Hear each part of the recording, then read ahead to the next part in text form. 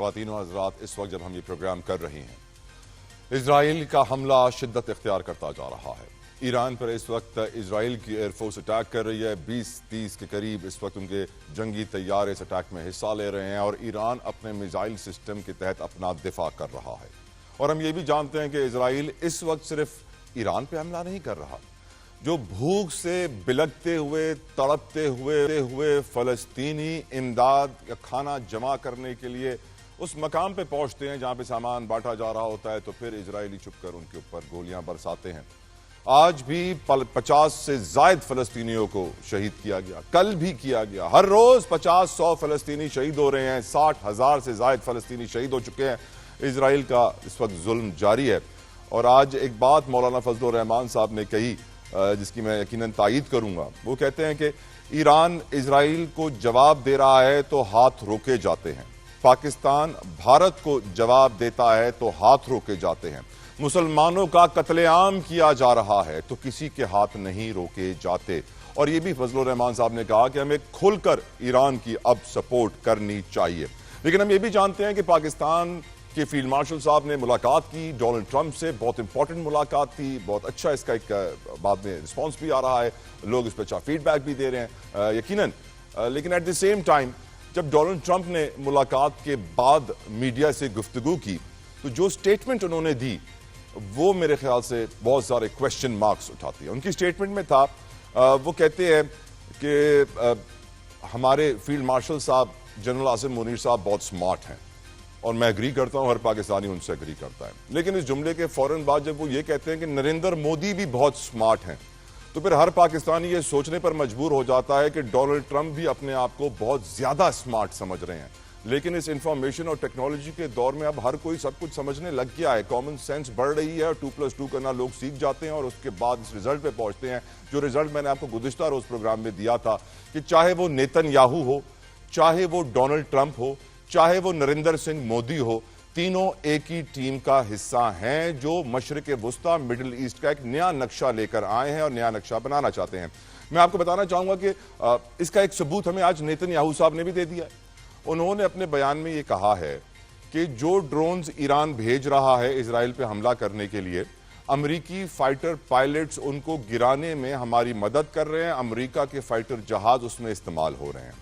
Hence proven, اس سے ثابت ہو جاتا ہے کہ دفاع کے لیے تو امریکی فوج اس وقت اسرائیل کے لیے ساتھ ساتھ لڑ رہی ہے، اسرائیل کے ساتھ لڑ رہی ہے، مشنز کر رہی ہے ساتھ دفاع میں۔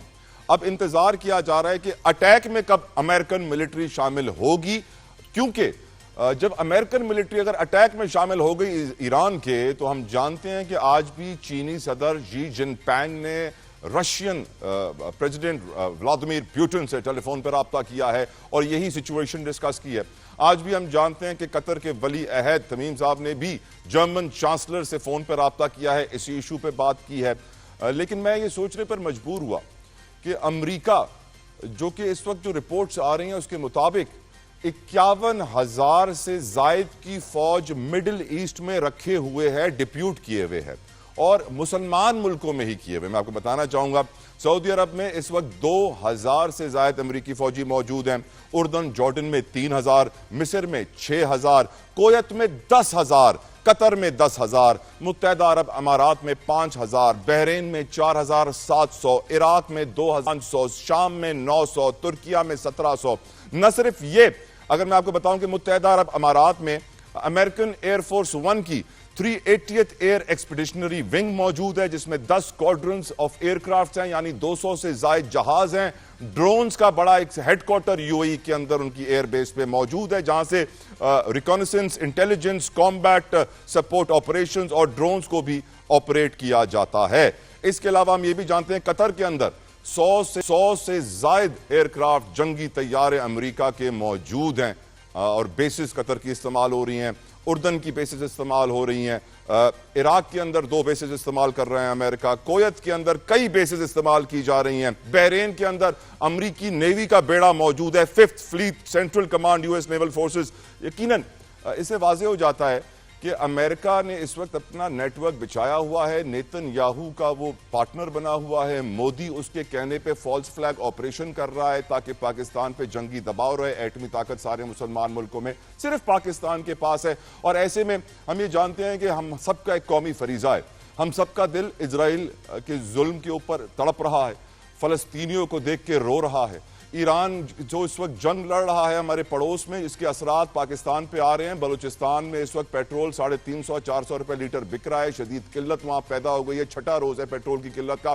تو ہم یہ نہ سمجھیں، بالکل بھی اس غلط فہمی کا شکار نہ رہیں کہ اس جنگ کے اثرات پاکستان پر نہیں آئیں گے، آ رہے ہیں، آئیں گے، اور ہمیں اس کی تیاری لازمی کرنی ہوگی۔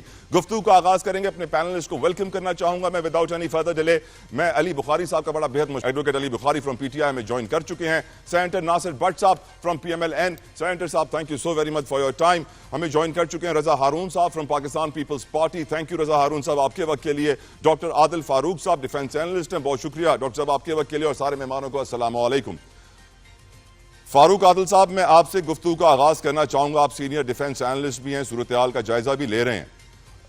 ڈاکٹر عادل، ٹرمپ ایک طرف ہمارے فیلڈ مارشل کو سمارٹ کہتا ہے اور دوسری طرف نریندر سنگھ مودی کو بھی سمارٹ کہتا ہے، اور ہم یہ جانتے ہیں کہ یہ اسرائیل ایران جنگ اس وقت عروج پہ پہنچ چکی ہے، بڑے پیمانے پہ نقصان ہو رہا ہے۔ اسرائیل نہ صرف ایران پہ اپنے فائٹر پائلٹ سے اٹیک کر رہا ہے، اسرائیل اس وقت فلسطین میں روزانہ 50 سے 100 کھانے کی تلاش میں بیچارے مظلوم فلسطینیوں کو گولیوں کا نشانہ بنا رہا ہے، اور چینی صدر کا پیوٹن سے رابطہ، قطر کا جرمنی سے رابطہ، سارے ورلڈ پاورز اس وقت ایکٹیو ہیں، اٹامک جنگ کا خطرہ ہے، بنکر بسٹر بم کی بات ہو رہی ہے، اور امریکہ اس وقت ہینڈز ان ہینڈز ہے، ساتھی بنا ہوا ہے اسرائیل کا، اور ہم زیادہ خوش ہو رہے ہیں کہ ہمارے ساتھ بھی امریکہ کے اچھے تعلقات ہیں۔ کیا آپ کو لگتا ہے کہ امریکہ ہمیں بھی یوز کر رہا ہے جس طرح پورے مڈل ایسٹ کو یوز کر رہا ہے، اور نیا نقشہ بھی ان کے پاس ہے، اور 50,000 سے زائد ان کے فوجی پورے مشرق وسطیٰ میں پھیلے ہوئے ہیں؟ Your views on the whole situation doctor عادل۔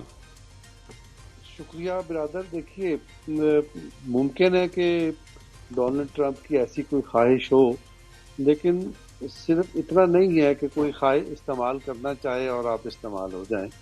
استعمال ہونے والے کی بھی کوئی کریکٹرسٹکس ہونے چاہیے۔ کوئی ایسا ہوگا جسے دھمکی دی جائے گی کہ تمہیں ہم پتھر کے زمانے میں پہنچا دیں گے، تو وہ سجدہ ریز ہو جائے گا، اور کوئی ایسا ہوگا امریکہ جانے سے پہلے وہ یہ کہے گا کہ ہم پوری قوت کے ساتھ ایران کے ساتھ کھڑے ہوئے ہیں۔ اور صرف یہ نہیں ہوا، پھر یہ بھی ہوا کہ اس ملاقات سے 2-3 گھنٹے پہلے وفاقی کابینہ کا اجلاس ہوا، اور وفاقی کابینہ کے اجلاس سے خطاب کرتے ہوئے وزیر اعظم شہباز شریف نے یہ کہا کہ ہم ایران کے ساتھ کھڑے ہیں، اور جوہری طاقت کا حصول ایران کا حق ہے، اور ہم اس حق کو تسلیم کرتے ہیں۔ اور ہم یہ بھی کہتے ہیں کہ مسئلے کا حل جنگ نہیں ہے۔ ہم یہ سمجھتے ہیں، میں وزیر اعظم کی بات کر رہا ہوں، کہ مسئلے کا حل سفارتی ایکٹیویٹی ہے، اس کے بغیر مسئلہ حل نہیں ہو سکتا۔ یہ بات ہوئی، اور پھر یہ بات بھی ہوئی کہ جیسے ہی فیلڈ مارشل ملاقات کے بعد آئے، تو اس کے بعد ایک اور سٹیٹمنٹ بھی آیا۔ وہ سٹیٹمنٹ یہ تھا، ڈونلڈ ٹرمپ نے یہ کہا کہ میں اب بھی یہ محسوس کرتا ہوں کہ ڈیل ہو سکتی ہے۔